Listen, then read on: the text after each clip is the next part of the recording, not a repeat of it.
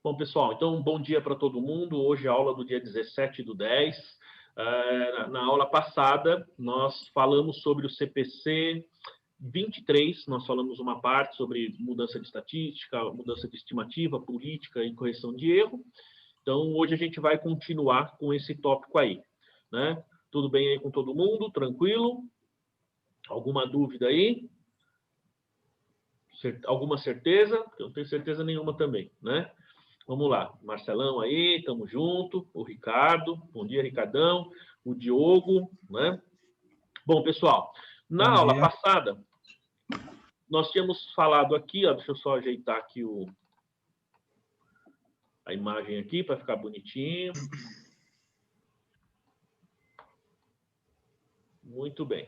Então, nós tínhamos falado aqui, ó, nós falamos, então, CPC 23, falamos do objetivo, né? Os objetivos aí do pronunciamento, o alcance, até onde ele vai, o que ele faz. Então, a gente deu as definições que são importantes, hein, pessoal? A definição de política. Então, só retomando que a definição de política ela é muito importante, porque ela é muito ampla, ela fala princípio, base, convenção, regra. Então, ela é bem ampla, realmente, esse conceito. Tá? A mudança de estimativa, isso aqui, não sei se ficou claro para vocês, mas a mudança de estimativa, na verdade, é um ajuste nos saldos dos ativos ou de passivos. Basicamente, a gente pode entender que ativos e passivos, eles estão lá para trazer benefícios futuros para a empresa, né? E aí a gente, nesse conceito de trazer benefício econômico futuro, a gente tem a questão da vida útil, quanto tempo eles vão levar e a estimativa que a gente tem de que esses benefícios serão trazidos para a empresa. Então, quando a gente muda alguma coisa que vai afetar o futuro, a gente está mudando a estimativa. Né? A gente falou da omissão e o erro. O erro, na verdade, ele pode ser uma omissão, você deixar de registrar, deixar de divulgar, ou um erro mesmo, uma incorreção, que pode ser, na verdade, por vários motivos, né? Então, primeiro pode ser um erro matemático, pode ser um erro na aplicação da política, no entendimento, enfim, de vários fatores, pode ser um erro intencional ou não, tá? Mas, de qualquer forma, são erros aí. Falamos aqui da aplicação retrospectiva e da reapresentação. Então, a aplicação retrospectiva de nova política, ó, a gente tem que colocar isso na contabilidade como se essa política sempre tivesse sido aplicada. Então, efetivamente, a gente vai mostrar isso lá atrás. Tá? E a reapresentação retrospectiva é quando a gente reconhece isso lá atrás. A gente só reapresenta, a gente não tem que fazer nenhum tipo de registro contábil, tá? A gente falou da aplicação impraticável, né? Aqui a gente falou de política, né, pessoal? Na prática a gente falou só de política, né? Foi o tema que a gente falou.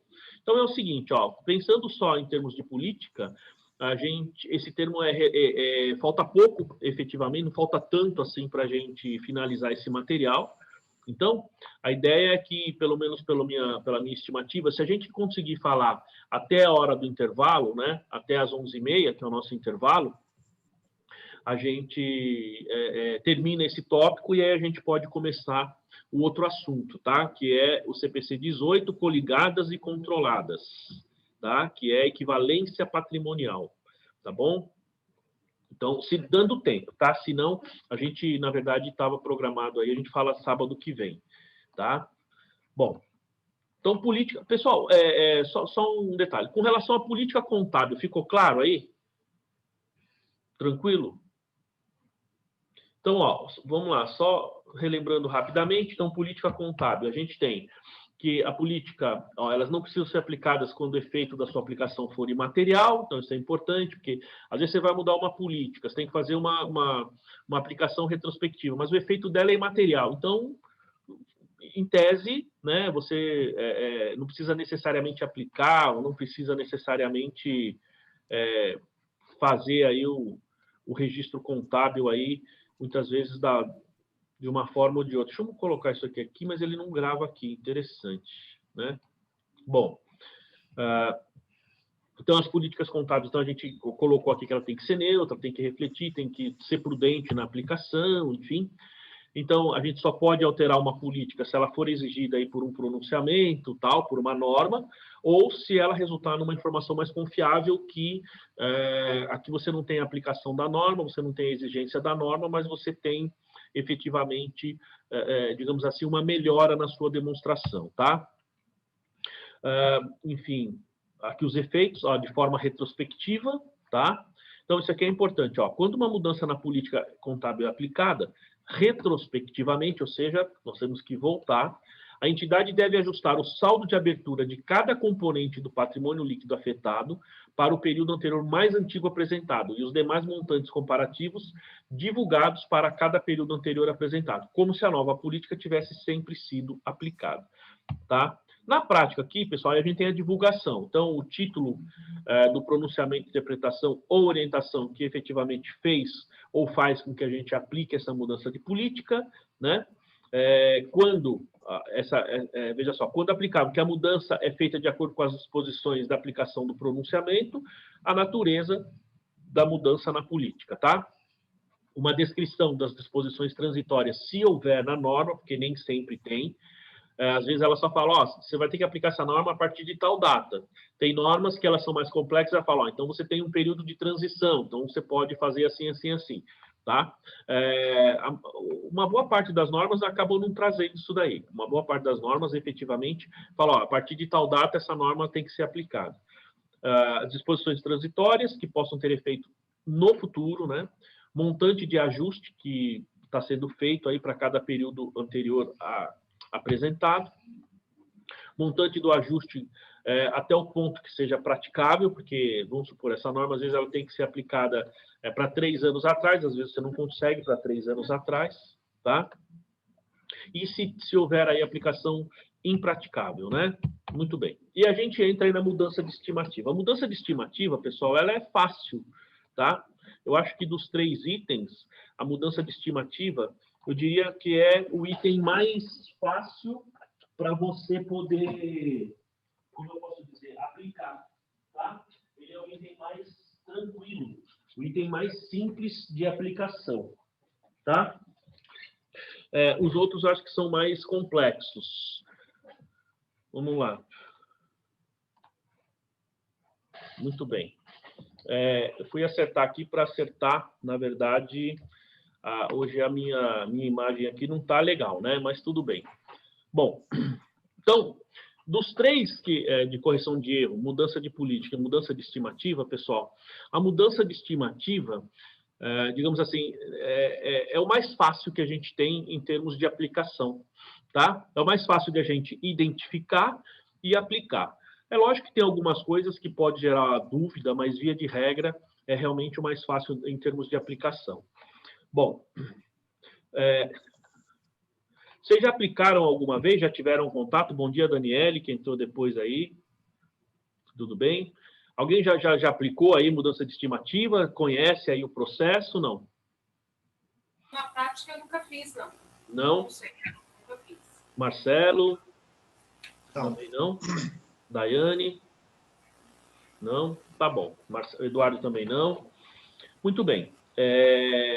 Assim, na verdade, eu diria para vocês que muito provavelmente vocês já fizeram, tá? Muito provavelmente vocês já aplicaram isso daí no dia a dia, mas às vezes não estão sabendo que já aplicaram, entendeu? Muitas vezes já fizeram aí, tá? A questão é como que a gente faz, né?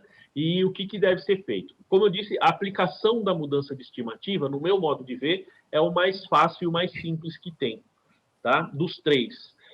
Por quê? Por conta da forma como a gente vai dar o tratamento posterior.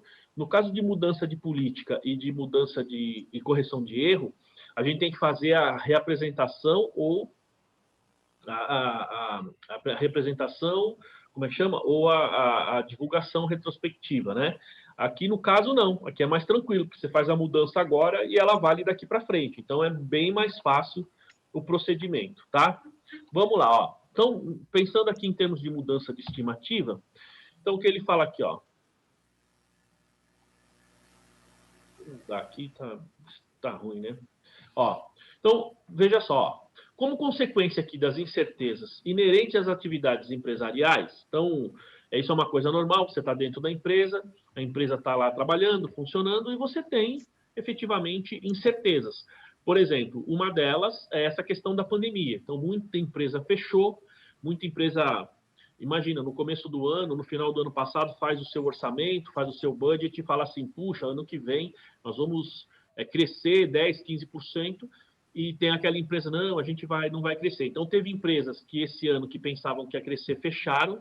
A gente pega aí, teve um monte de restaurantes aí, restaurantes famosos, tal, fechou, não aguentou. Tá? Então, veja que essas incertezas, como a gente fala aqui, elas são realmente inerentes ao negócio, e às vezes a gente não está preparado financeiramente, e a gente quebra, tá? Eu tenho certeza que, basicamente, veja só, uma boa parte de vocês aí, principalmente quem está no escritório, muitas vezes a maior parte aqui está em escritório, às vezes escritório pequeno, mas assim, os escritórios não quebraram, eles continuaram.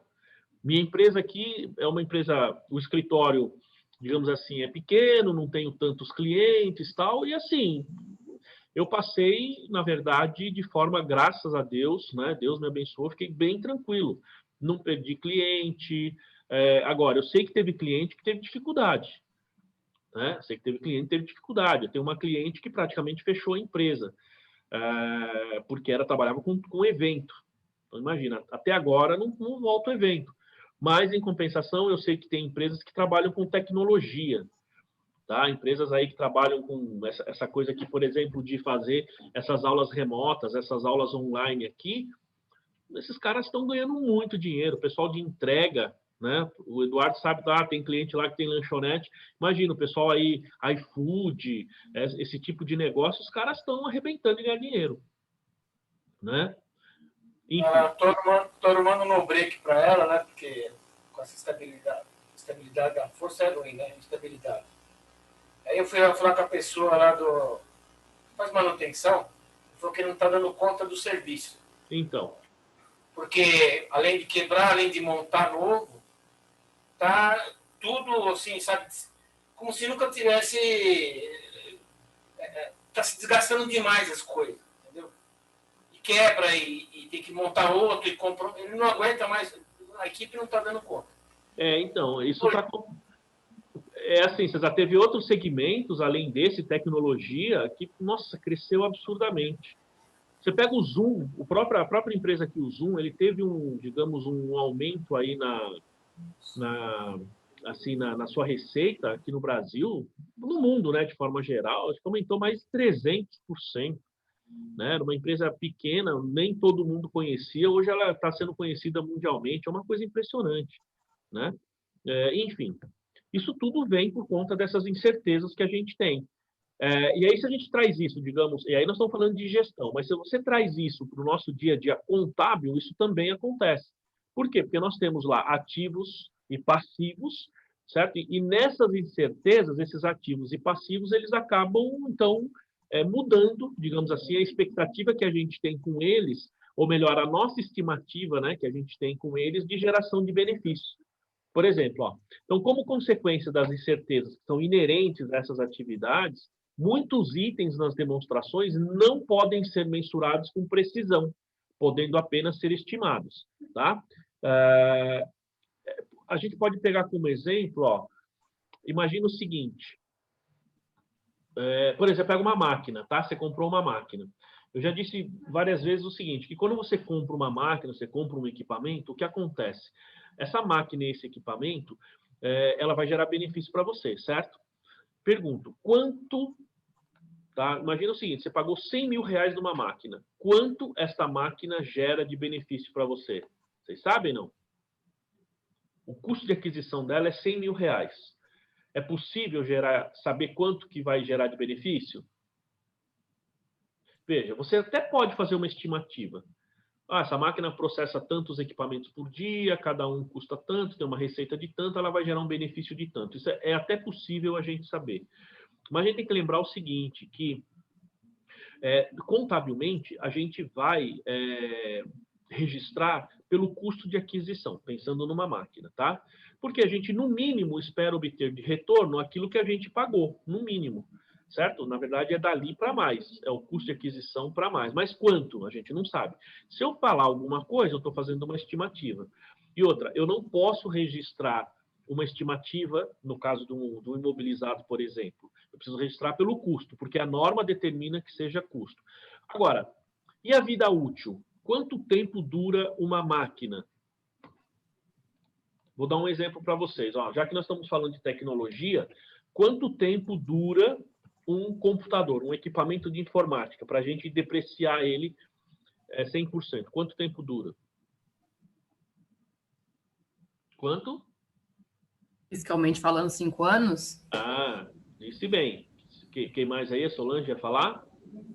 Olha, se for fiscalmente, acho que é 5 anos, mas em média de 7 a 8 anos, assim, fisicamente. Então, Eu acho que não, eu acho que menos, porque ele fica muito lento nesse tempo. Não, depende da manutenção. Todo o conjunto, porque o notebook é mais do que só o equipamento, né? então Eu vamos lá. Que Máquina. Fala, Marcelo, desculpa. O meu notebook, eu estou usando no escritório, ele já tem uns 8 anos já.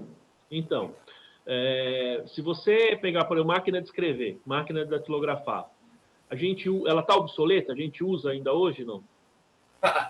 a gente usa, mas se pegar para usar, usa, mas não se usa mais. Então, olha só, tem, por exemplo, vou dar um exemplo prático para vocês. Sou aqui do Taboão, tá? Taboão da Serra, tá? Então, se eu for fazer uma abertura aqui no Taboão da Serra, se eu for fazer aí um cadastro, quem tem os clientes aí em outros municípios, você não tem os formulários eletrônicos. Você tem que ir lá na prefeitura pegar o formulário, ou eu preencho à mão, ou eu vou datilografar. Ainda usa? Então, eu não uso porque eu não tenho mais, tá? Eu faço à mão, para você ter uma ideia. Porque tem formulário aqui, você vai abrir uma empresa, então você tem que preencher um cadastro para solicitar na prefeitura a abertura da empresa. Uma parte é eletrônica, tá? Uma parte é eletrônica. A outra parte não, preciso preencher um formulário, e aí eu preencho à mão. Esse preenchimento é no local? Não entendi. O preenchimento do formulário é no local? Não, eu vou lá na prefeitura, tem um órgão aqui na prefeitura que chama Atende, né? Então eu vou lá no Atende, a gente dá entrada lá, não diretamente na prefeitura. Esse órgão intermedia, é um órgão da prefeitura para intermediar todo, é como se fosse um poupa-tempo, sabe? Então a gente vai lá, pega os formulários, preenche, junta a documentação e entrega. A gente faz a abertura na junta, eletrônico, lá naquele, como é que chama? Lá no procedimento de... Como?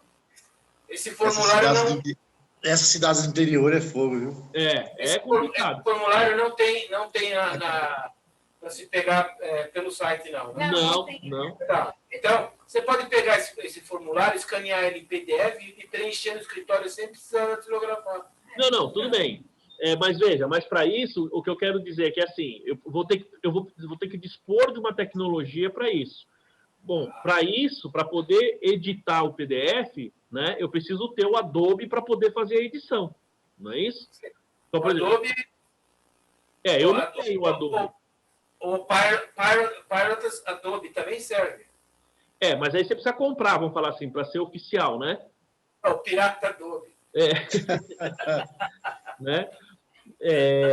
Enfim, mas veja que você precisa de uma tecnologia a mais para isso. E a gente não consegue prever essa questão de vida útil. Então, você imagina advogados, por exemplo, a gente sabe que tem advogados que são senhores, pessoas já com bastante idade, que hoje é muito difícil na justiça, porque a justiça hoje, os processos, uma boa parte já estão, como se diz, já estão informatizados, tá? Eles já estão digamos assim, uma boa parte deles, a maior parte 100% informatizados. Agora, você imagina o seguinte, eu preciso soltar uma pessoa urgente, num final de semana, tá? Então, eu vou entrar com um pedido na justiça, vou lá para o cara de plantão. Muitas vezes o advogado faz a petição à mão, ou se você vai lá datilografa e o cara lá no fórum tem que aceitar, entendeu? Porque muitas vezes não dá tempo de você fazer o processo eletrônico, né, para julgamento, tá? Então você vai lá na hora e faz. Então veja, essa questão de estar, por exemplo, obsoleto, ou durar 5 anos ou 10 anos, eu tenho um computador aqui, viu, Solange, no escritório, que eu comprei lá na Santa Ifigênia, paguei 500 na época, eu tenho 3 aqui, eles ainda são com Windows Vista, eu acho, se eu não me engano, né? E funcionam super bem. E olha, eu vou falar, você abre ele, a máquina internamente é uma coisa perfeita, é impressionante. Mas é muito lento, o problema é esse. Então, mas aí é que está, Solange, como terminal, para você trabalhar na rede, ele funciona. Entendeu?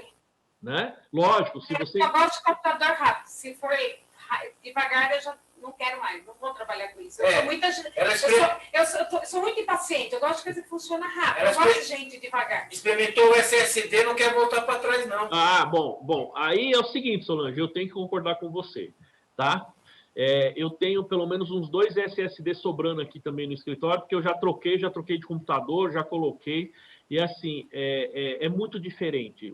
Você pega um HD, um HD normal, né? Quando você liga o notebook, ele demora em média quase 1 minuto, 1 minuto e meio para poder ligar. O SSD ele liga em 30 segundos, 30, 40 segundos. É muito rápido, né? Aqui o Diogo fala que o PC dele é de 2012, colocou SSD, está super rápido. É realmente impressionante.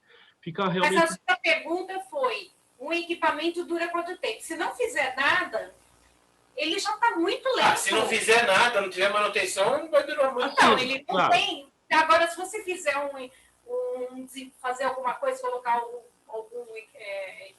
alguma coisa que melhore, então ele realmente não dura o tempo que se fala. Em 5 anos ele está lento. Mas, Copete, não é só fisicamente o computador que vai ficar ruim. Com a tecnologia... Sim. Também, né? Por exemplo, o browser, o navegador. O que tinha no navegador era tão leve nos anos 90 que hoje em dia, se entrar um computador daquela época com o mesmo navegador, ele não vai abrir a internet. E tão pesado que estão as coisas agora que estão colocando. As imagens e outras coisas mais. Então, não basta só fisicamente o computador, também a parte do hardware, do software.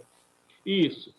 Então, mas vejam só, pessoal, tudo bem, todos vocês estão certos, né? E aí, eu concordo, evidentemente, com o que vocês estão falando, com o que a Solange, o César está falando. Eu também gosto de equipamento rápido, eu não tenho paciência, Solange, também, só para você saber, eu também não tenho paciência. O negócio precisa ser rápido, quando começa a demorar, eu já quero largar a mão. E o que o César está falando também é verdadeiro. Se você não faz a manutenção, vai chegar um certo momento que aquele computador ele não vai atender, porque tem coisa que ele não vai abrir, não é compatível. A gente que está no escritório, você tem programas aí da Caixa, você tem programas aí de outros que não roda, não dá, é difícil. Enfim, o fato, vejam só, que interessante.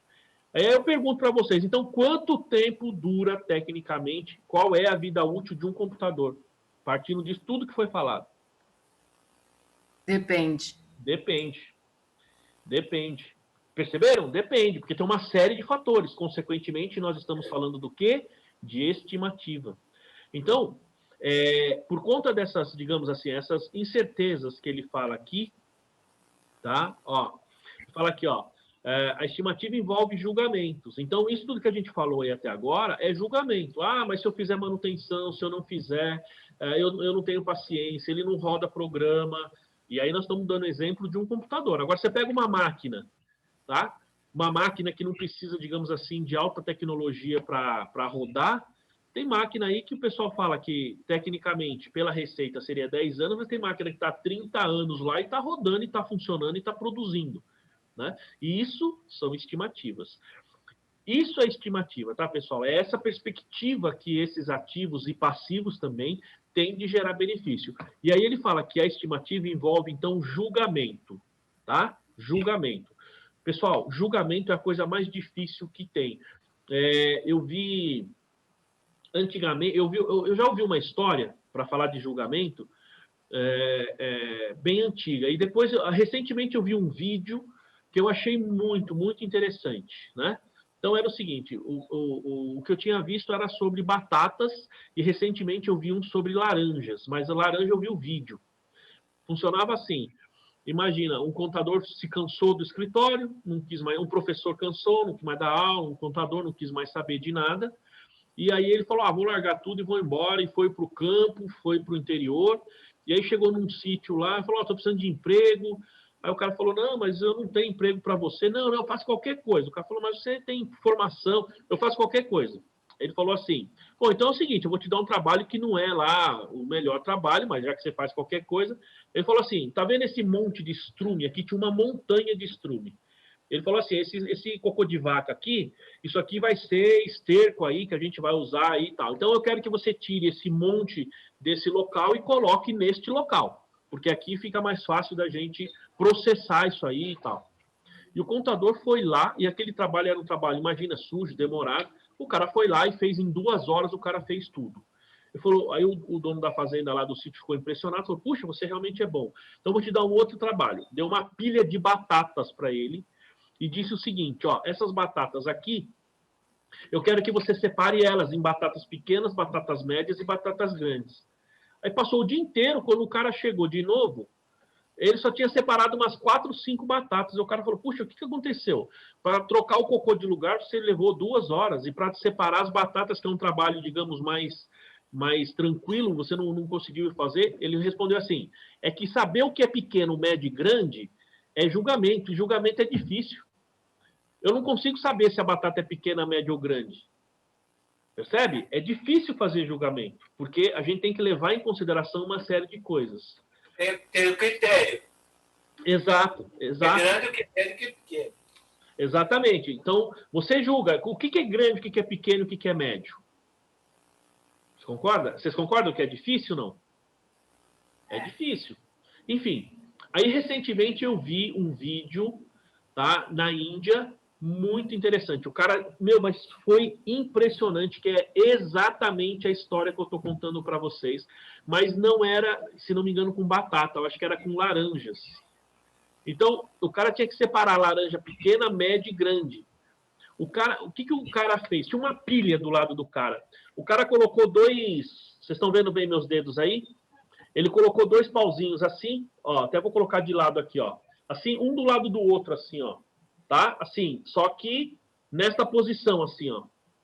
Né? Só que, na verdade, era assim, né? Era o contrário. Era bem pequenininho. Os 2 pauzinhos eram pequenininhos aqui na ponta e largos lá no final. E colocou 3 baldes. Ele colocava a laranja. E a laranja corria, e quando dava o tamanho certo, ela simplesmente caía no balde como pequena, média e grande. Né? Eu achei aquilo um espetáculo, porque eu falei assim, puxa, é uma coisa muito simples, e tá aí um método de você julgar ou definir o critério, César, do que é pequeno, médio e grande. Né? Muito legal. Esse vídeo é um vídeo simples. Com rapidez, né? Oi? Com rapidez, né? Exatamente.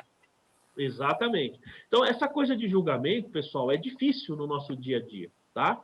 Então, ó, e a estimativa, então, ela envolve esses julgamentos, que é baseado, ó, na última informação disponível e confiável, tá? Então, a gente julga a partir da informação que a gente tem. Então, quando a gente não tem uma informação anterior, uma informação prévia, esse julgamento, às vezes, acaba sendo até prejudicado, tá? Eu falo, por exemplo, podem ser exigidas estimativas de créditos aqui, né, para liquidação duvidosa, ou créditos para, na verdade, perda estimada para créditos de liquidação duvidosa, obsolescência de estoque, obsolescência de imobilizado, efetivamente, estimativas de recuperação de créditos, crédito fiscal, porque ontem à noite eu falei sobre o CPC 32, que a gente vai falar aí também, né? Então, são estimativas, e isso muda a questão dos ativos e passivos. Ó, valor justo de ativos financeiros ou passivos financeiros. Quando a gente não tem, no caso do valor justo, quando a gente não tem a marcação a mercado, né? Usando a expressão que a Solange falou, quando a gente não tem, como se diz, a cotação de mercado, o que acontece? A gente vai fazer julgamento, porque a gente vai fazer por observação. E quando você não tem nem observação, que você tem que definir o valor, é julgamento puro, 100% julgamento, tá? Aí a gente tem, ó, outra coisa, ó, vida útil de ativos, que é o exemplo que a gente está falando, tá? Depreciáveis ou padrão esperado de consumo dos futuros benefícios incorporados nesse ativo. Então, esse item D é o que eu estou usando como exemplo, no caso do computador. Ó, obrigações decorrentes de garantias. Então, tem uma série de itens aqui, né, que ele fala aqui, que são julgamentos, que são estimativos. E não é só isso, a gente tem provisão, é um julgamento, tá? Olha só. Olha que interessante. Provisão, de forma geral, a gente faz por meio de julgamento, é uma estimativa, né? Férias de 13º, a gente faz estimativa, pessoal? Não. Oi? Provisão de férias 13º não é estimativa, né? Por isso que não é nem provisão, Solange. Por isso que é férias a pagar, 13º a pagar. Por quê? Porque é custo incorrido. Ou seja, ele tem o direito a cada mês, certo? E esse direito, ele vai se acumulando, é um direito construtivo, que a gente chama, né? Ele vai se construindo ao longo do tempo, e aí não é julgamento, porque você sabe o cálculo, você calcula e acabou, não é julgamento. É diferente de você fazer uma provisão. Ah, daqui um ano eu vou ter que entregar esse escritório aqui, essa sala de aula, enfim, a minha casa, onde eu aluguei, e vou ter que pintar. Então, você vai chamar um pintor e vai falar, quanto você cobraria para fazer isso aqui? Ele vai te dar uma estimativa. Percebe? É julgamento. Né? Férias de 13º não é julgamento, porque é custo incorrido. Tá? Tudo bem, pessoal? Sim. Bom, então, ó, aí ele fala aqui. Então, a estimativa, então, pode necessitar de revisão. Evidentemente, toda estimativa tem revisão. Tá? Ele fala que não é, a gente usa, a CPC está usando aqui o termo pode, mas, via de regra, ele sempre tem revisão. Na verdade, todo ano tem revisão. Ó, se ocorrerem alterações nas circunstâncias em que a estimativa se baseou, e em consequência de novas informações ou de maior experiência. Então, essas alterações aqui nas circunstâncias, pessoal, pode ser praticamente qualquer coisa, tá? Mudança aí de cenário econômico, mudança de ambiente tecnológico, política, a própria economia, qualquer coisa. Tá? E, às vezes, você tem novas informações ou uma experiência maior, né?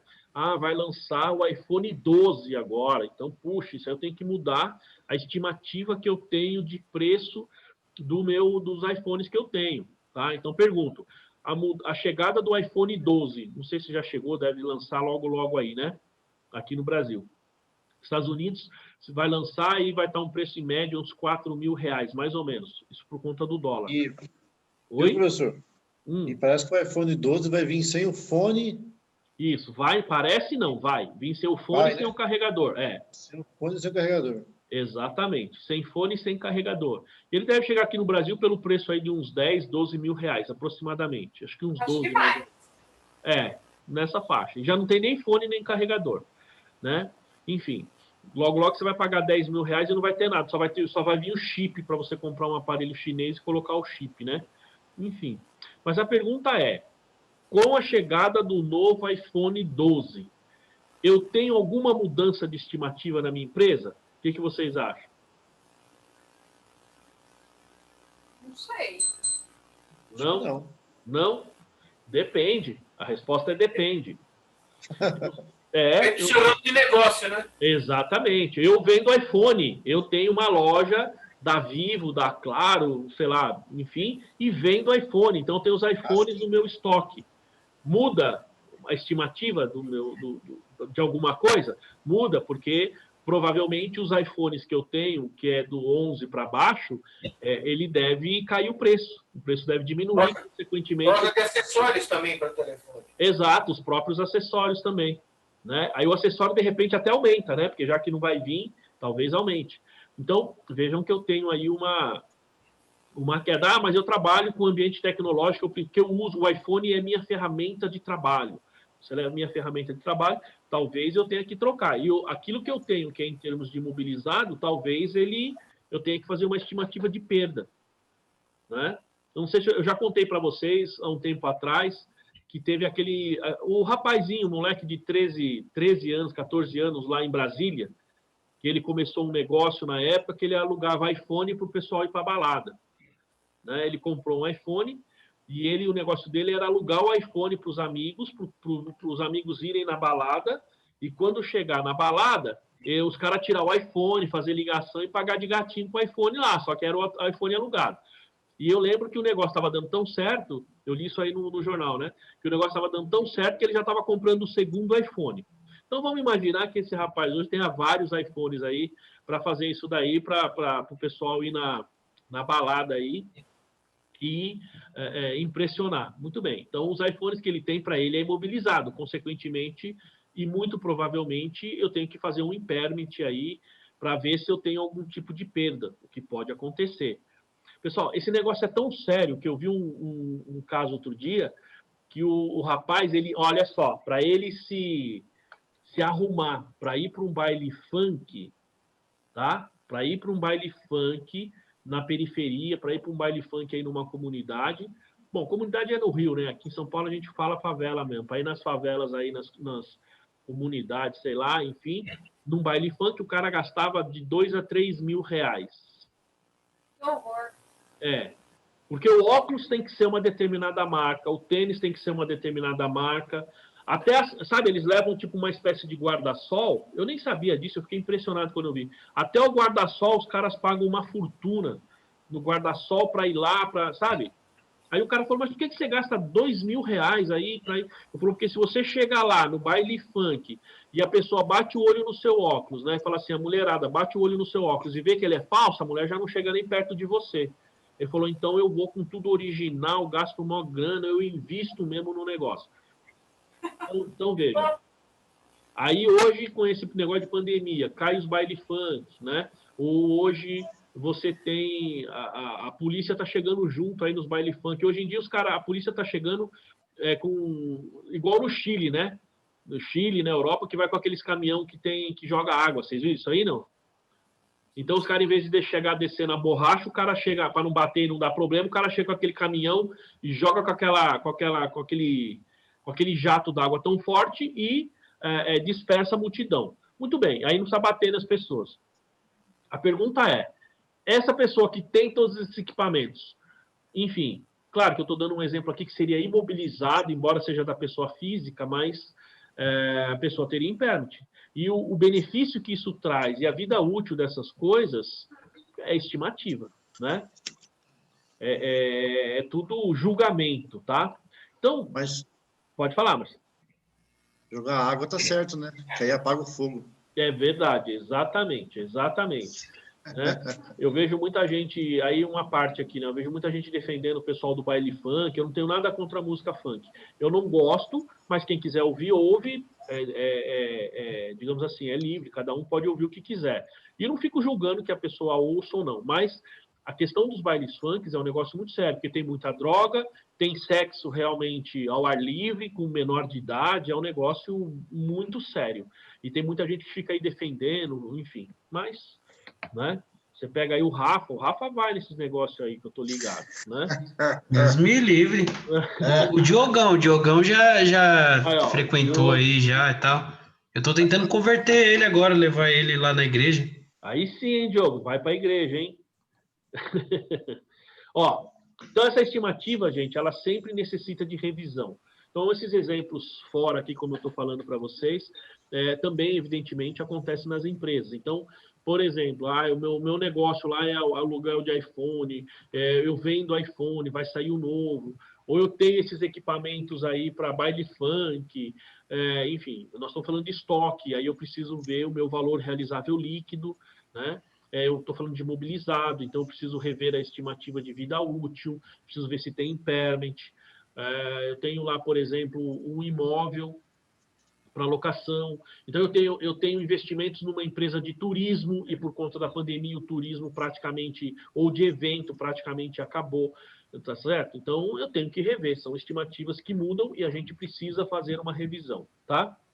Ó, dada a sua natureza, a revisão da estimativa não se relaciona com períodos anteriores, nem representa recorreção de erro, hein, pessoal? Então, ó, de novo, dada a sua natureza, ou seja, é uma estimativa, a revisão, ela não está relacionada com períodos anteriores e nem representa correção de erro. Por quê? Porque a gente tem que pensar, isso aqui é bem importante, esse item aqui. Quando a gente fala em estimativa, eu não estou pensando no passado. Estimativa é daquele momento para frente. Então, a estimativa, ela é prospectiva, é sempre para frente, correto? E não é correção de erro, porque você vai falar assim, puxa, vamos pensar na vida útil de um ativo imobilizado. Então, eu tinha uma vida útil Vamos lá, até dezembro de 2019. Então, vamos supor que eu fiz uma revisão da minha estimativa em dezembro de 2019. Até dezembro de 2019, eu depreciava os meus ativos. Vamos pegar aí uma máquina, tá? Eu tinha uma máquina que eu achava que a vida útil dela seria 10 anos. Eu estou seguindo a tabela da receita porque a minha estimativa bate com a tabela da receita. Só que chegou em dezembro de 2019, nós completamos aí 7 anos de uso dessa máquina. Em dezembro de 2019. Aí lá em dezembro você fala assim, puxa, mas essa máquina ainda ela tem condição de trabalhar pelo menos mais 10 anos. Como o César falou, a manutenção foi bem feita, foi bem controlada, foi tudo direitinho, então nós vamos trabalhar com ela mais 10 anos. E aí a gente muda a estimativa. Eu tenho mais 3 anos pela frente, certo? Eu falei que inicialmente era 10, em dezembro nós passamos 7 anos, significa que eu tenho mais 3 anos de depreciação pela frente. Muito bem. Só que aí você acha que vai durar mais 10, incluindo os 3, tá? Então, eu tenho para frente, eu vou incluir mais quanto tempo? Mais 7 anos. Porque 3 que ainda vai ocorrer, mais 7. Então, vai completar os 10 que eu acredito que vai ter no futuro. Aí você vai me falar, então, o que eu vou fazer de 2020 para frente? Eu vou recalcular minha depreciação. Eu vou mudar a minha estimativa. Certo? Eu vou mudar o meu cálculo. Mas de quando? De 1º de janeiro de 2020 para frente. Aí você vai falar, e para trás? Estava errado? Pergunto, para trás estava errado ou não? Não. Não, é exatamente... Então, foi a estimativa que você teve, né? Exato, é exatamente o que ele fala. Ó, dada a sua natureza, a revisão de estimativa não se relaciona com períodos anteriores e não é uma correção de erro, porque até dezembro de 2019 a sua estimativa era de 10 anos. Em dezembro você mudou e é dali para frente. O para trás você não mexe, né? Ficou claro isso aí, pessoal? Isso é bem importante, tá? Isso é um procedimento. Professor, oi. Deixa eu tirar uma dúvida. Eu dei uma pescada aqui. O seguinte, eu tenho uma máquina lá que eu tenho uma estimativa dele de vida de 5 anos. Tá. Lá no 5º ano, eu faço uma nova estimativa. Só que eu já depreciei ela inteira. Tá errado. Vamos lá. Por que você não deveria fazer isso? Porque aqui, ó, veja só, aqui nós estamos falando da mudança de estimativa, certo? Esse CPC fala da mudança de estimativa. Mas o CPC 27, que aí nós estamos falando de imobilizado, já que você falou de uma máquina, ele diz que você tem que fazer essa revisão todo ano. Ah, entendi. Entendeu? Então, por exemplo... Nunca vou chegar a depreciar ela inteira. Todo ano... Não, você vai chegar a depreciar ela inteira. Vai acontecer. Em alguns casos, tem casos que não. Isso é bem interessante, tá? Essa mudança de estimativa, porque principalmente no caso da depreciação, funciona assim. Aliás, antes de eu explicar, fala, Marcelo, você ia fazer um comentário? Oi? Não, tô falando assim, eu ia falar sobre a máquina nos primeiros 10 anos, também tem incertezas que você não sabe se ela vai quebrar, se ela vai ter algum problema sério, então, por isso que está certo o primeiro ano de ser 10 anos, né? A primeira estimativa. Depende. Às vezes você acha que é 5 anos aí, ou de cara, você, pela sua experiência, você já entende que é 20 anos. O que acontece é o seguinte, é que se ela quebrar antes, por exemplo, você não tem mais condição de usar, aí você tem que dar baixa como perda. Entendeu? A gente dá baixa como perda. Agora, o que o Eduardo está falando é assim, essa estimativa, por exemplo, de vida útil, a gente tem que fazer todo ano. O que acontece, pessoal, estimativa de vida útil para fins de depreciação. Então, por exemplo, eu comprei a máquina, como o Marcelo falou, de início eu acho que ela vai durar, sei lá, 10 anos. Passou o primeiro ano. Isso para quem faz o controle direitinho, tá? Isso para quem tem, muitas vezes, um departamento, tal, que cuida disso, ou você tem uma empresa que realmente se preocupa com isso. Bom, então passou o primeiro ano, você fala, não, essa máquina ainda continua, é 10 anos. Segundo ano, bom, a máquina ainda continua, a gente acha ainda que é 10 anos. Terceiro ano, aí você fala assim, veja, Eduardo, eu não estou mudando a estimativa, mas eu fui lá e de alguma forma eu verifiquei que a estimativa é aquela.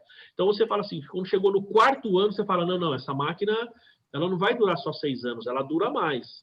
Então ali você já muda, entendeu? Entendi. Ali você já muda. Só que você tem que lembrar que, pensando numa máquina, num equipamento, vai chegar um momento que assim, você não consegue ficar prolongando a vida útil dele muito tempo. Então, vai chegar um momento que essa máquina não vai mais gerar benefício para você. Hoje, pegando o CPC 27, nós não deveríamos mais ter bens 100% depreciados no balanço. Hoje, isso não deve acontecer mais. Tudo bem? Sabiam disso aí, não? Não? Sim. Por que não pode ter? Diga lá. Eu fiquei na dúvida o seguinte, ó, se eu tenho também. Eu fiquei na máquina, eu tenho a máquina lá que a minha estimativa é que ela dure 5 anos. No próximo ano, eu teria 4 anos mais 4 anos de uso. Aí eu fiz a análise, a estimativa, e falei, cara, ela dura mais 6 anos, ou seja, eu estou dando mais 2 anos de vida além do estimado no início. Eu faço o que na contabilidade? Então, por isso que o certo é você fazer ano a ano. Você não pode fazer essa avaliação, ou nem deve fazer essa avaliação no último ano. Não, eu disse o seguinte, ó, eu tenho uma máquina que vale 5 anos, que tem 5 anos, beleza. No próximo ano, ela estaria a 4, né? Não, então vamos lá. Mas a sua avaliação inicial é de 10 anos, é isso? De 5, por exemplo. 5 anos, tá bom. 5, vou colocar. Ela vai durar 5 anos. No próximo ano, ela teria 4. Só que eu fiz análise e falei, cara, ela nessas condições acho entendi. Que mais 6. Tá, você já fez isso no primeiro ano, entendi. No primeiro ano. Tá. Onde eu coloco esses 2 anos? Então, lugar nenhum. Na verdade, isso é uma mudança de estimativa. Por que a gente fala que não coloca em lugar nenhum? Porque, na verdade, nós vamos ver aqui no slide que a mudança de estimativa é uma mudança prospectiva. Então, no primeiro ano, você depreciou considerando a sua vida útil de 5 anos. Quando chegou no segundo ano, você viu que aquela máquina vai durar mais 2. Então, você vai fazer o quê? Você não pode mexer no seu custo de aquisição. Recalcular só. Você vai recalcular a depreciação porque você muda a vida útil. Então, vocês podem reparar, pessoal, que no CPC 27, ele não fala em nenhum momento sobre taxa de depreciação. Porque você não calcula a taxa, você calcula a vida útil. Então, veja só, o que acontece? Você imaginou 5, passou o primeiro, ficou 4, você tem mais 2. Então, você tem 6 agora. Aí você vai pegar aquele custo de aquisição e vai recalcular a depreciação para os próximos 6 anos. O que vai acontecer? Se a depreciação era desse tamanho, ela passa a ser desse tamanho. Eu vou ajustar minha vida útil na depreciação. Depreciava 1.000 por mês, agora aumenta a vida, eu vou depreciar 600 por mês. É isso aí, é exatamente isso. A depreciação que foi e dali por diante abaixa o valor. Exatamente. Bom, vejam que isso é uma mudança de estimativa. Então, eu não vou mexer para trás. Como uma correção de erro ou uma política, eu vou lá atrás e mexo lá atrás, para eu poder fazer a divulgação comparativa. No caso da mudança de estimativa, não tem isso. Naquele momento, eu mudo dali para frente. Então, por exemplo, valor justo. Valor justo é uma mudança de estimativa, né? Então, eu fui lá e medi o valor justo em 31 de dezembro. Agora, em junho de 2020, eu estou apresentando meu balanço, eu tenho que medir novamente o valor justo. Então, veja que é uma nova estimativa. Então, naquele momento, o passado era o passado. Naquele momento passado, a minha estimativa era outra. Você entende? Professor. Sim. Já que nós estamos falando de imobilizado já depreciado, que não pode ter mais balanço, como que a gente faz agora? Não pode, né? Não deveria, mas tem ainda.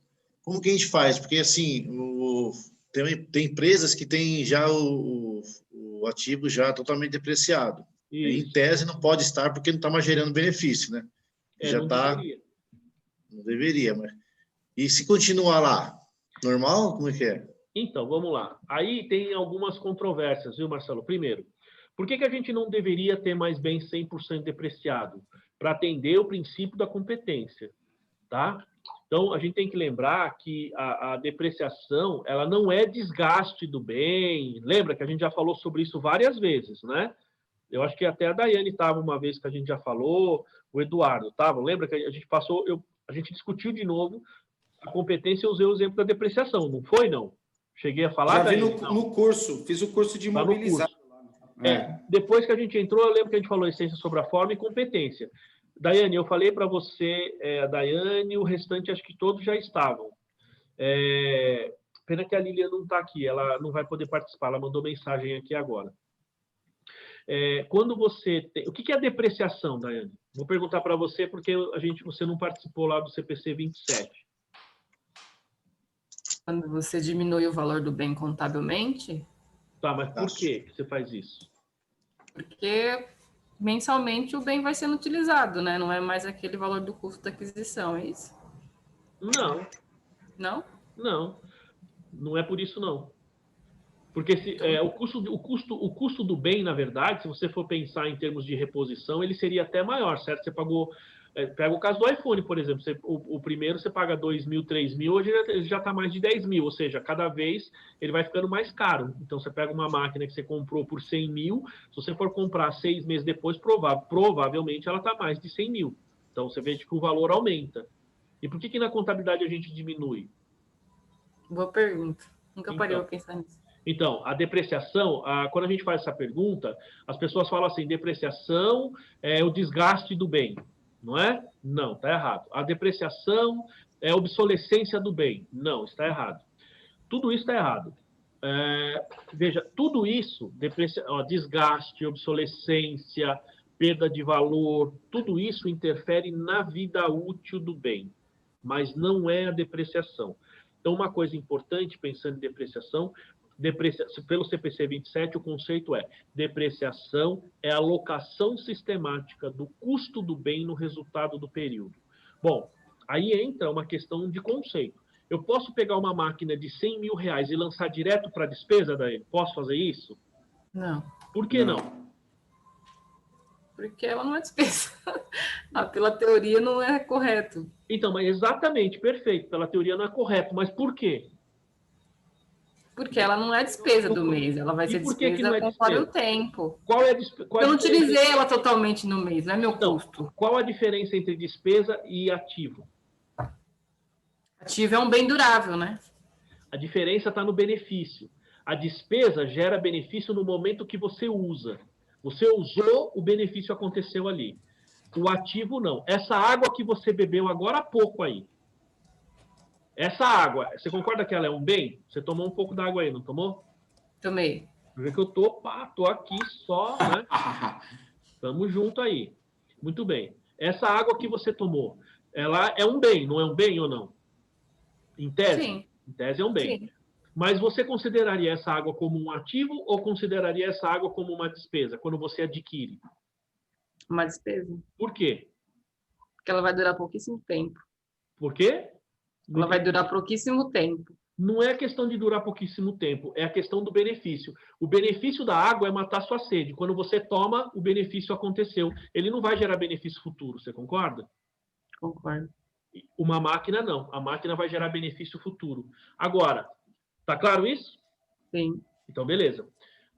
E aí, veja só. Então, isso fala, isso complementa essa questão do benefício que a gente está falando aqui, que eu ainda vou chegar lá, tá? A gente fala aqui, ó. Então, por exemplo, se eu tenho uma máquina, essa máquina vai gerar benefício econômico futuro, essa máquina vai gerar benefícios para frente. Por isso que eu preciso estimar essa vida útil. A vida útil, ela tem que ser estimada. E aí o que o Marcelo falou. Então, imagina que eu tenho uma máquina que está lá numa empresa que está 100% depreciada. Tá bom? Está errado. Por que está errado? Vamos lá. Aí eu perguntei, o que é depreciação? Então, nós entendemos a diferença entre ativo e despesa. E eu falei, ó, eu não posso pegar essa máquina e jogar ela direto como despesa. Por que eu não posso fazer isso? Porque ela vai gerar benefício econômico futuro. Como a Daiane falou, quando eu estou pensando em termos teóricos, e aí não é teórico, é teórico prático, na verdade, o ativo ele vai gerar benefício econômico futuro. Então, o ativo hoje tem até um novo conceito, tá, pessoal, que a gente vai discutir aí depois. É que ele fala assim, ativo é um recurso controlado, ele não fala mais bens e direitos, tá? Ele usa o termo, o CPC 0, a segunda revisão, usa ativo é um recurso controlado proveniente de operação passada. Tá? Ele nem fala em gerar benefício econômico futuro, só quando você vai ver o que é um recurso, o recurso ele é um direito, ele nem usa mais o termo bem. Olha que interessante. O conceito de ativo não usa mais o termo bens, ele só fala direito. Direito recebíveis de terceiros ou direitos executáveis, direito que são os bens, na verdade, mas ele só usa o termo direito. Bem diferente isso daí, né? Que eu vou, depois a gente vai discutir aqui, nós vamos tratar desse assunto. Muito bem. Então, e aí, se eu tenho um ativo que está lá gerando benefício, eu preciso ter a contrapartida. Daiane, para você de novo. Você tem uma máquina que gera benefício econômico futuro, certo? Um equipamento. O princípio da competência diz que eu preciso ter um confronto entre a receita e a despesa. Sempre que eu tenho uma receita, eu tenho que ter uma despesa correspondente. Não é isso que diz que nós já discutimos outro dia aí? Tá bom, então pega a mesa que você trabalha lá no escritório. Ela é um ativo do escritório, certo? Primeira pergunta que eu faço, ela gera benefício para o escritório ou não? Sim. Gera. Certeza? Sim, eu estou trabalhando nela, estou gerando benefício. É porque tem muita gente que fala, não gera. Eu falo, então você trabalha em pé, é isso? Você trabalha com os documentos na mão. Não. Então, ela gera benefício. Você pode pegar aquela mesa e lançar ela para despesa? Depende. Depende do quê? Eu vou dizer que não, porque ela gera benefício. Não pode, na verdade não pode. Por quê? Porque trata-se de um ativo, um bem durável, que vai gerar benefício enquanto você estiver usando lá, certo? Agora, pergunto para você. Qual é a despesa que a sua mesa, que você utiliza, gera para confrontar com a receita? A manutenção. Não. A depreciação. A depreciação. A depreciação. Então, a depreciação é o valor do bem, o valor da sua mesa, que a empresa não pode jogar para resultado de uma única vez. Para atender o princípio da competência, eu pego um pedacinho dessa mesa, o custo dessa mesa, e vou lançando para despesa mês a mês. Certo? Entendeu o que é depreciação? Agora, se você tem, como o Marcelo falou, você chegou lá no final, por que o CPC 27 ele fala dessa revisão? Porque à medida em que eu vou trabalhando, eu preciso ver quanto tempo essa máquina, esse equipamento, esse bem ainda vai gerar de benefício. E aí eu tenho que estimar isso. E aí é uma estimativa, como a gente está falando. Se ele chegou no final da vida útil e, assim, em tese, eu não deveria ter bem 100% depreciado, porque quando ele chegou no final da vida útil, e aí, Eduardo, funciona assim, se você fez a sua estimativa de forma correta, quando chegou no final da vida útil, aquele bem não vai mais gerar benefício para você, você tem que dar baixa nele, porque tem que mandar para perda não, né? Você vai dar baixa, porque ele é obsoleto, ele não gera mais benefício. Tá claro? Então, por isso que a gente tem que fazer essa revisão. Mas aí o Marcelo já vem com uma pergunta já para quebrar a gente no meio. Tá, mas eu tenho os bens que estão 100% depreciados. Duas coisas. Primeiro, ou você não fez a adoção inicial, que é a maioria dos casos, tá? Na adoção inicial, você teria que fazer uma nova estimativa dessa de vida útil, ou você não aplicou o CPC 27 nesses últimos 10 anos aí, 12 anos que a gente tem de norma. Eu falo isso, professor, porque é que nem assim, o pessoal que trabalha na empresa, diretamente ligado às máquinas, a tudo que tem de ativo, fica mais fácil você ter uma pessoa para controlar isso. A gente no escritório, a gente não tem isso. Então, você lançou lá um bem lá do cliente, você vai depreciando e já era. Se você falar para ele, você tem que fazer uma reavaliação do seu bem, ele vai te dar um tapa na cara. Ih, deixa esse negócio aí. Vai fazer. Então, quer dizer, isso para nós no escritório é muito difícil. Às vezes, Marcelo, o bem está no balancete e nem existe mais, né? Então, às vezes, muitas vezes vem de outra contabilidade, já vem um balancete. Eu recebi um balancete de contabilidade, que o bem lá tinha um terreno lá de um bem lá do cliente que estava um terreno por 15 mil reais. Eu falei, meu Deus do céu, eu quero esse terreno para mim, 15 mil reais. Não fez reavaliação, não fez nada, está lá. Faz 10 anos que está o bem lá. Então, veja que... Assim, eu já vi balanço com linhas telefônicas, professor. Tem. Tem. Eu tenho um cliente que eu faço declaração dele pessoa física, um amigo meu, né? Ele tem linha telefônica na declaração dele pessoa física. Eu já falei para ele, meu, isso aqui pode tirar. Não, deixa aí, eu quero que deixe. Mas essa linha existe, eu uso, tá? É o telefone da minha casa. Não, deixa aí. Eu já falei para ele tirar, mas ele quer que continue. E o cara é jovem, hein? O cara é jovem, ele não é... Porque isso normalmente tem com pessoas de idade e tal, mas não é o caso dele, não. Ele fala, não, eu quero que deixe aí. Então tá bom, né? Porque, em tese, assim, ele teve aquele custo de aquisição, não vejo nenhum mal em deixar aquele bem lá. Mas, no caso aí que o Marcelo está falando, então, isso ocorre. Então, nós temos duas situações. Primeiro, se você fez a adoção inicial, tá, lá atrás, então você não deveria ter esse bem 100% depreciado. Agora, Marcelo, você pegou um cliente que não fez essa adoção inicial e esse bem continua lá. Eu vou falar o que é correto, depois vou falar o que acontece com a gente na prática. O que é correto? É você pegar esse bem e há controvérsias com relação a isso, tá? Já conversei com alguns colegas, auditores, tal, e há uma controvérsia que diz assim, bom, e outro dia eu participei de uma live lá no Sindiconte e eu até falei sobre isso e teve uma pergunta lá de um ouvinte lá e o cara fez essa pergunta e eu fiz o mesmo comentário. Falei, olha, assim, há controvérsias, por quê?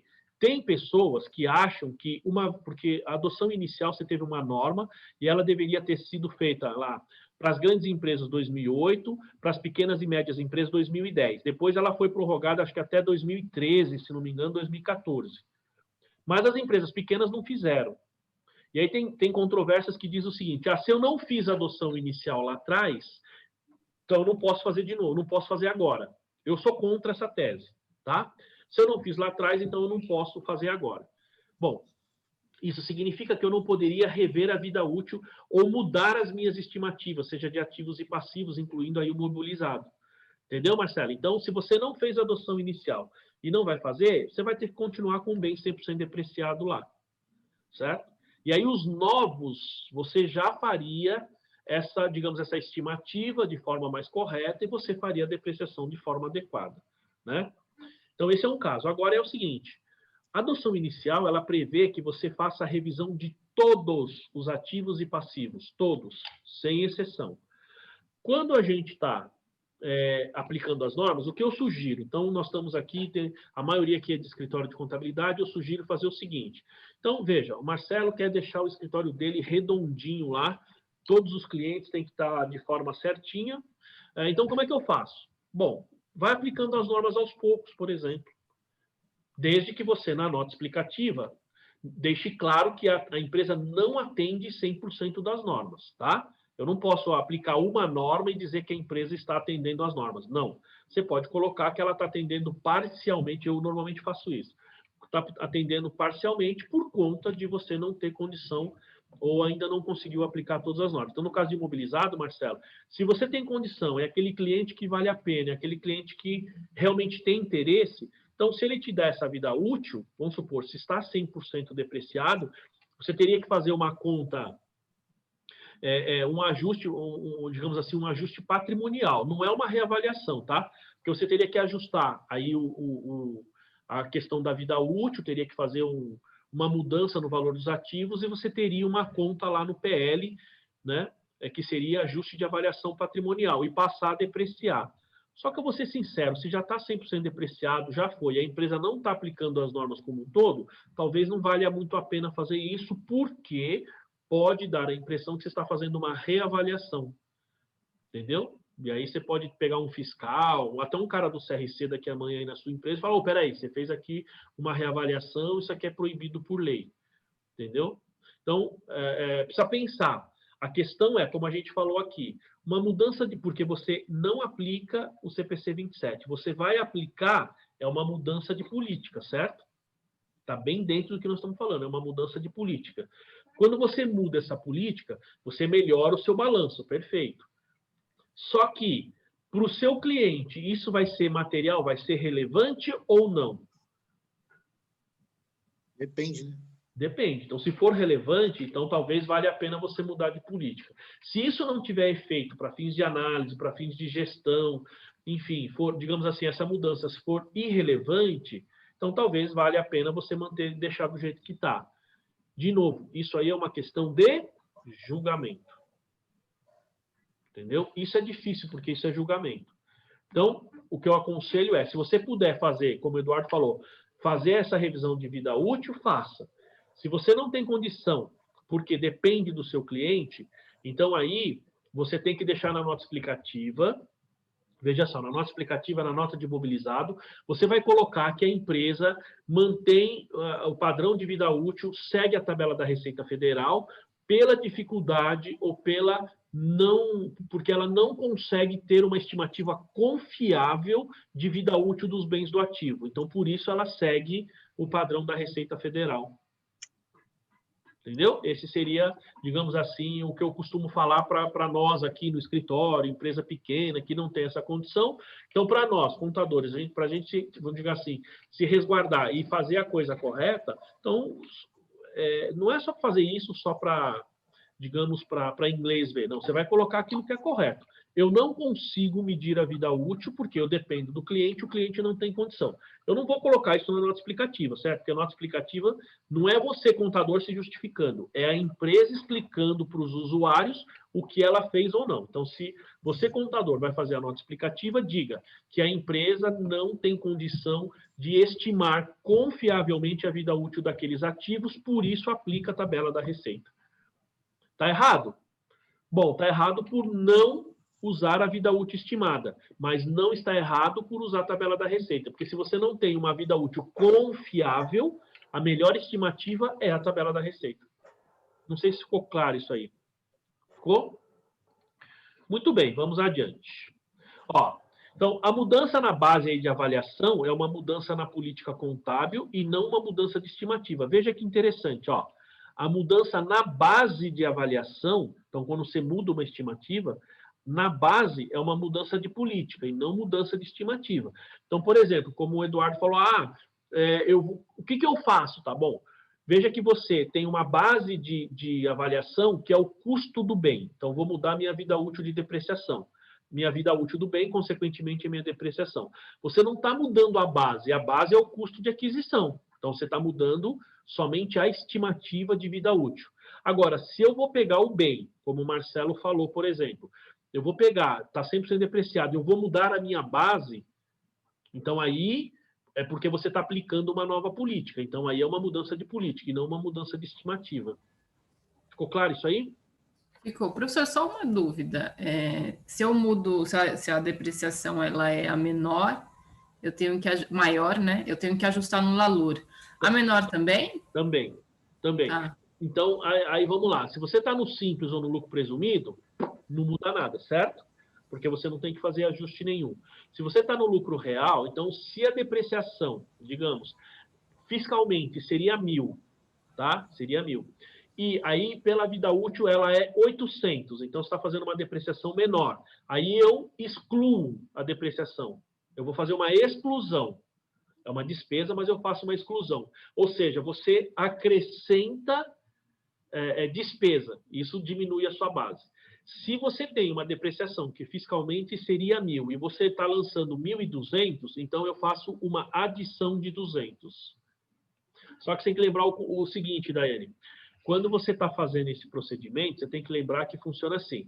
Vamos supor que é um bem que você, pelo fisco, seria 10 anos e você está depreciando o dobro, 20 anos. Então, você vai ter que controlar isso no LALUR durante 20 anos. Por quê? Se você está depreciando além do período da receita, você está depreciando menos, tá certo? Então, nos primeiros 10 anos, você vai excluir uma parte da despesa. Nos próximos 10 anos, depois, nos últimos 10 anos, você vai adicionar uma parte da despesa. Então, imagina o controle que você tem que ter aí em todo esse período. Imagina você está falando de um imóvel, que o imóvel é 25 anos e você vai colocar ele lá 50 anos, por exemplo. Né? E essa questão da depreciação no caso do imóvel é pior ainda. Porque quanto tempo dura o imóvel? 25 anos? Isso para receita. Mas o imóvel dura muito mais. Né? O imóvel você vai ter ele aí muito mais tempo. Tá? Tudo bem, pessoal? Até aí? Ó, uma outra coisa importante, ó. Quando for difícil distinguir uma mudança na política contábil de uma mudança de estimativa, então a mudança é tratada como mudança na estimativa. Então ele vai mais fácil. Tá? Então, ó, se tem algum item que você não sabe se ali é uma mudança de política ou está mudando a estimativa, então você trata como mudança de estimativa. Mais simples, porque é dali para frente. Tá? Isso aqui facilita muito a nossa vida. Ó, outra coisa importante, ó, o efeito da mudança na estimativa deve ser reconhecido prospectivamente, incluindo nos resultados do período da mudança, se a mudança afetar esse período, e período da mudança e futuros períodos, se a mudança afetar todos eles. Então, no caso de uma mudança de vida útil do bem, depende de quando você fez. Vamos supor que eu fiz em junho.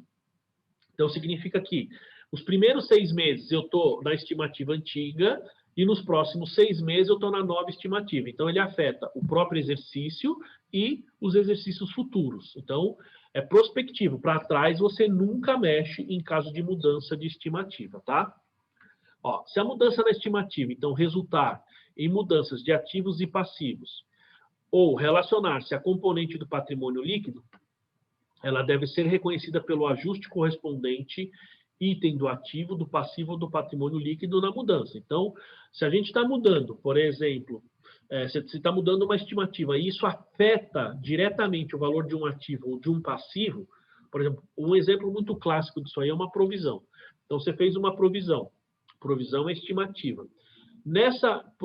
Aí você foi fechar o ano, você está revendo aquela provisão.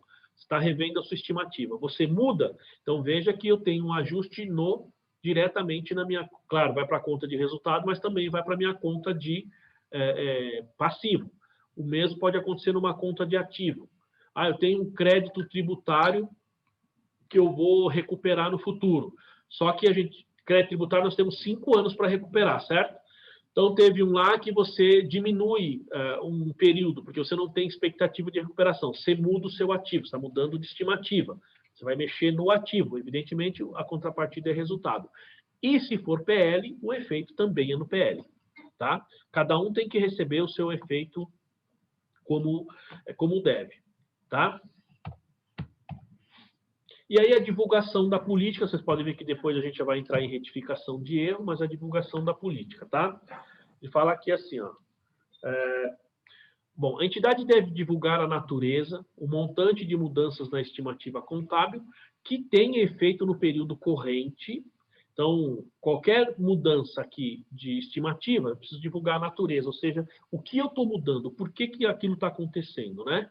Ó, que tem efeito no período corrente, então aquilo que é desse próprio exercício, ou aquilo que vai ter efeito em períodos subsequentes. Então, você está mudando a vida útil de um bem, isso precisa ser divulgado, porque ali você tem a mudança da depreciação. Se foi no meio do ano, então eu vou ter o reflexo nesse ano e vou ter reflexo no ano seguinte, ok? Então, vou ter que divulgar isso daí. Ó, salvo quando a divulgação dos efeitos de períodos subsequentes for impraticável. Então, se você, evidentemente, não consegue definir qual é o período ou quanto tempo isso vai acontecer para frente, então, efetivamente, a gente entende que aquilo é impraticável. E aí, pessoal, ó, olha aqui, é isso que eu ia falar. Ó, se o montante do efeito de períodos subsequentes não for divulgado porque a estimativa do mesmo é impraticável, então a entidade deve divulgar tal fato. Aqui tem um negócio interessante, pessoal, que muitas vezes, principalmente quando a gente está em empresas pequenas, no escritório, né, que a gente lida com empresa pequena, a gente fala, não vou aplicar essa norma porque eu não tenho como aplicar. Beleza. Às vezes você não consegue aplicar, mas o ideal não é que você não consegue, você não tem uma estimativa confiável. Então, na nota explicativa, seria interessante você falar, ó, tal procedimento eu não consigo porque é impraticável.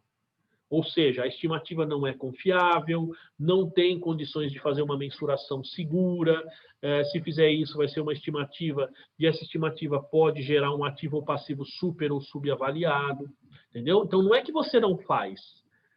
Você até pensa naquele ativo, até tenta fazer uma estimativa, se você não consegue, você vai colocar ele como impraticável. Tudo bem, pessoal? Diga lá. Depois eu vou passar um balancete de uma empresa para o professor ver. Nem vou falar muito sobre ela aqui, que tá terrível. Acontece. É uma empresa de aluguel de imóveis, né? Uma imobiliária, na verdade. Tá. Então, eles ficaram há mais de 15 anos lançando faturamento a menor do que eles faturavam, né? Para recolher menos ER, menos impostos. O que acontece? E em cima disso, eles tinham uma aplicação. Aí, o ano passado, a Receita pegou a aplicação deles, né? Pegou e teve que pagar. Pagou mais de 60 mil reais. A aplicação deles está 6 milhões. Entendi. Aí, agora, esse ano, a gente está acertando. Já fizemos um ajuste lá, estamos lançando a aplicação, está pagando direitinho. E já estamos conseguindo fazer ele tributar o faturamento total. Ele tributava 20 mil e, na verdade, são 100 mil que eles faturam de aluguel. E nesse intermédio, o balanço está todo bagunçado. Por quê? Os terrenos já viraram prédios, está tudo lá como terreno ainda. Eu vou te mandar um balancete só para você ver a bagunça que está. Nós estamos ajustando lá devagarzinho, né? Aí, por isso que eu perguntei, porque essa empresa específica, eles têm mais ou menos uns 10 ou 15 terrenos lá no ativo imobilizado. Só que não é mais terreno, já são prédios, já são casas, já são isso, já está maior o valor, né? Então, eu não sei se vale a pena fazer Bom, aí, então, Marcelo, vamos lá, sendo bem sincero, nesse caso que você está me contando, por ser valores relevantes, eu acho que valeria a pena fazer os ajustes, sim, tá? Porque os valores são relevantes. E outra, daqui a amanhã, essa imobiliária, ela é dona desses imóveis? Sim, né? Sim. Beleza, então eu acho que deveria ter. São 3 sócios. Então, por quê? Precisa ver também como é que está a escritura, se tem escritura, se tem o registro lá no cartório e tal, tudo isso. Provavelmente deve ter, não tem? Tem. Então é assim, eu, particularmente, faria os ajustes. Veja que você tem contabilmente o terreno e a construção, tá? Como você tem registrado inicialmente o terreno, você poderia, vamos falar assim, precisaria pensar contabilmente como for fazer, porque, na verdade, eles foram construindo isso ao longo do tempo, tá certo? Sim. Eles foram construindo. O problema foi que, assim, eles construíram provavelmente com dinheiro da empresa e, efetivamente, o dinheiro que entrou na empresa e não declararam no imposto, você concorda? Sim. Então, precisaria pensar como fazer. Na verdade, olha só, aí você tem uma correção de erro. Isso é erro, porque ele deveria ter feito e não fez. Certo? Já fizemos essa correção de erro da aplicação. Não, mas tem do imóvel também, porque ele tem o imóvel e não está registrado. Agora estou pensando para fazer dos ativos, né? Então, no caso dos ativos, faz uma correção de erro, que a gente vai ver aqui como que você vai fazer. Você vai fazer isso no aspecto contábil, entendeu? Qual o regime de tributação deles? É presumido. Então, menos mal. Então, nós vamos ver a correção de erro agora. Nesse caso, caberia você fazer uma correção de erro. E aí você vai fazer o quê? De forma simples. Você vai debitar o valor dos imobilizados lá, né? Porque o terreno já está registrado, certo? Você tem que manter o terreno. Você não pode, pagou 15 mil. Beleza, esse foi o custo de aquisição. Você não pode mexer nele. Mas você tem, a não ser que... Vamos lá, outra coisa. O que eles fazem com esses imóveis? Alugam. Então, é propriedade para investimento, não é imobilizado, certo? Uma vez sendo propriedade para investimento, eu não sei se ele está como investimento ou se ele está como imobilizado.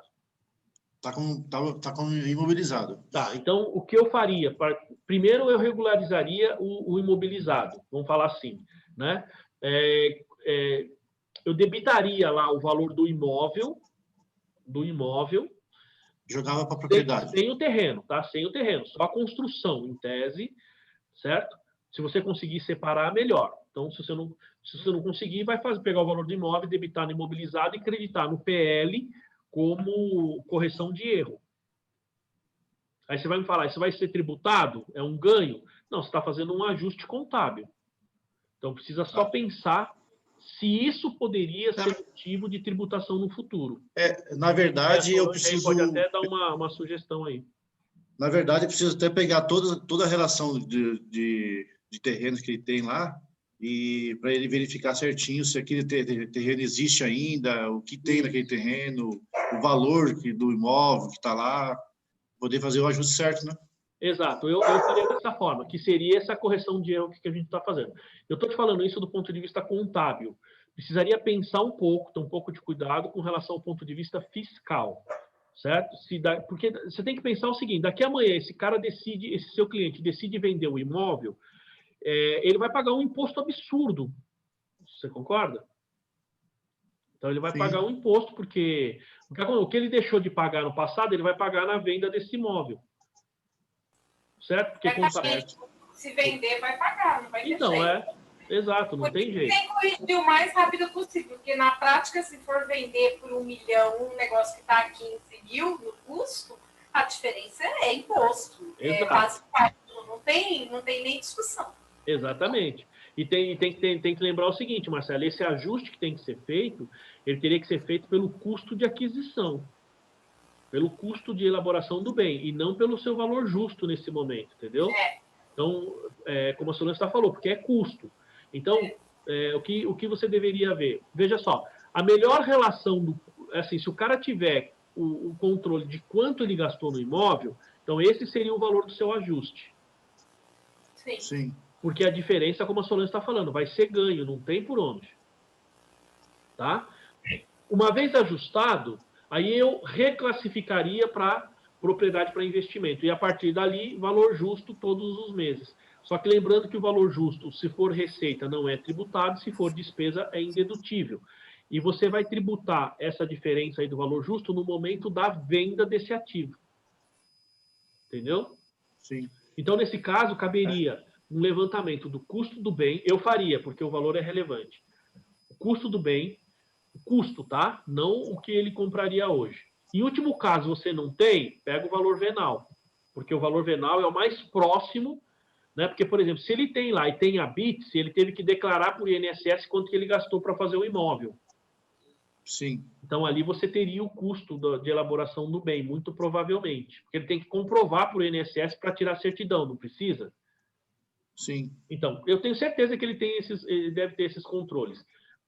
Vai debitar isso no imobilizado e creditar ganho não, correção de erro lá no passivo, no PL. No PL, né? Exatamente, cria uma conta à parte.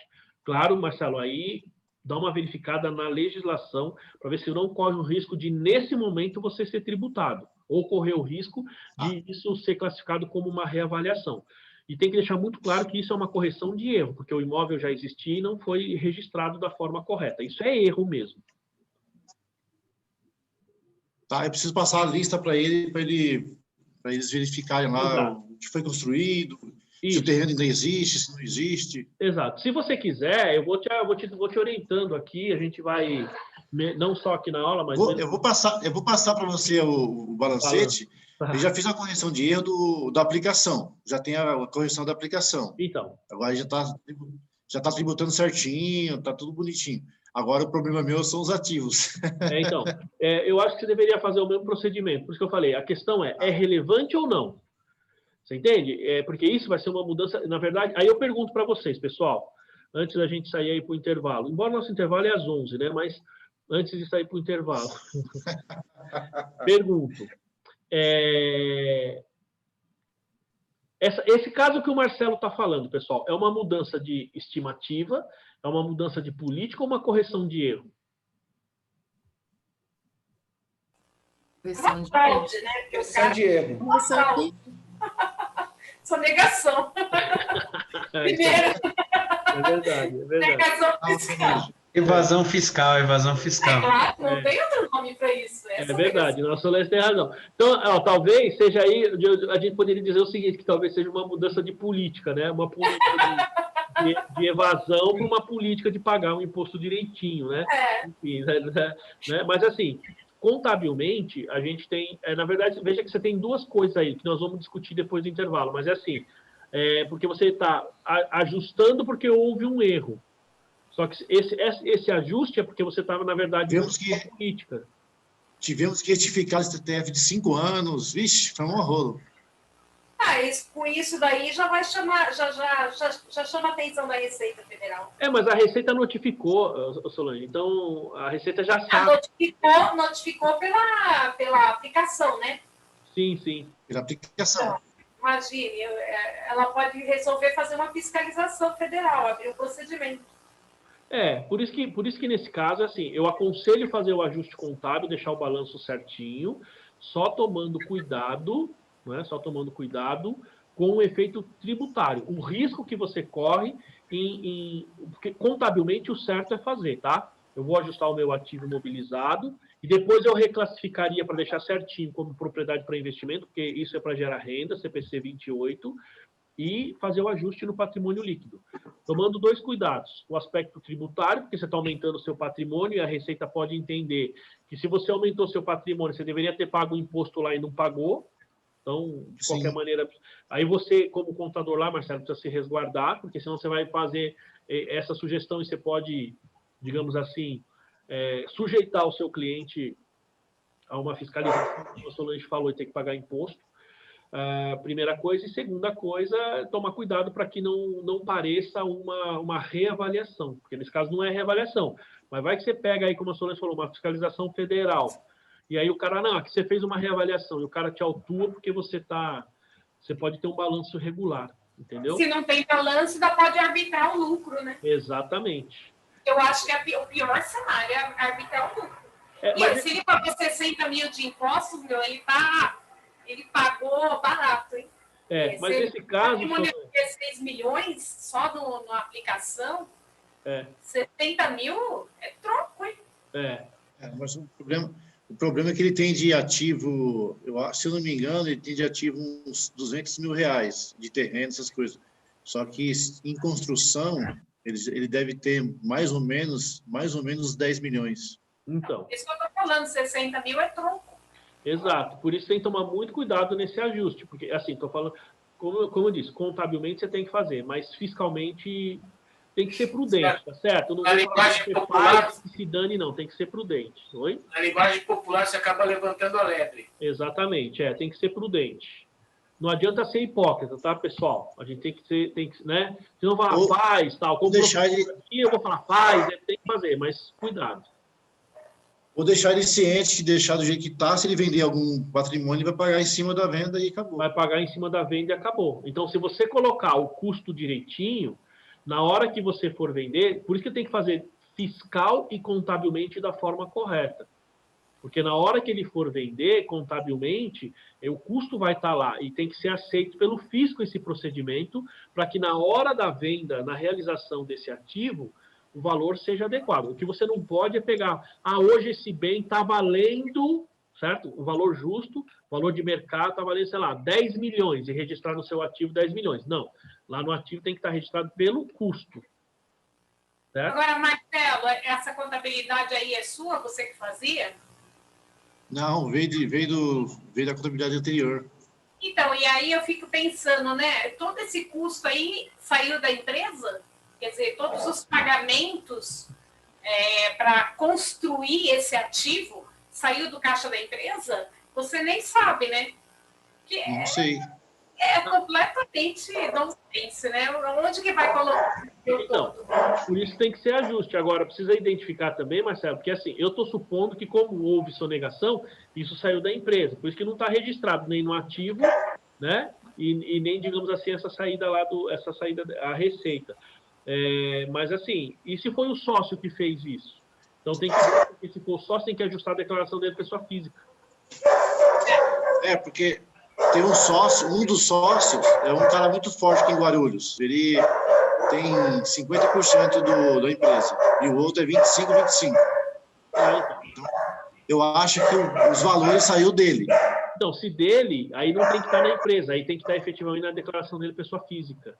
Ele certamente carregava o dinheiro na cueca, né? Se ele coloca dentro da pessoa física, das contas bancárias ou da empresa, ele tá se entregando, porque esse dinheiro todo, a Receita Federal tem conhecimento, ela vai para cima da pessoa física. Porque os bancos são obrigados a informar a movimentação bancária de todo mundo, de todas as empresas, por CPF e por CNPJ.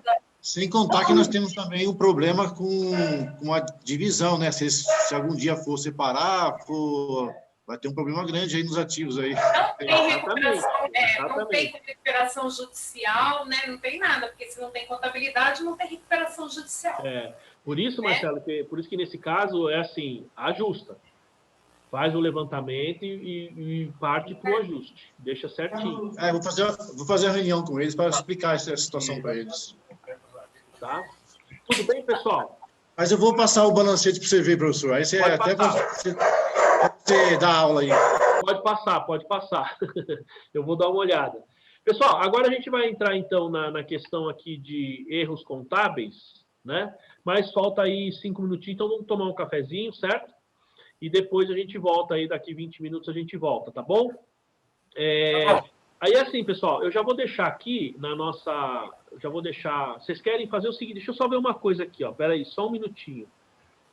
Deixa eu só ver quantos slides nós temos para frente. Estimativa, erro. São poucos slides, pessoal. São poucos, tá? Então, acho que nós temos duas possibilidades. Como eu falei no início, como nós estamos finalizando, a gente já pode começar a ver o CPC 18, equivalência patrimonial, porque a gente vai fazer pouco tempo, tá? A não ser que vocês queiram falar assim, não, deixa a gente hoje encerrar, mas eu acho que a gente vai perder um tempão aí. Se vocês quiserem, a gente já começa a falar de CPC 18, de equivalência patrimonial na sequência, tá bom? Então, beleza. Agora, no intervalo, eu vou preparar, já deixar o material no jeito aqui para a gente terminar um e já começar o outro. Tá bom, pessoal? Sim. Então, vamos tomar um cafezinho e daqui a pouco estamos de volta aí. Até mais.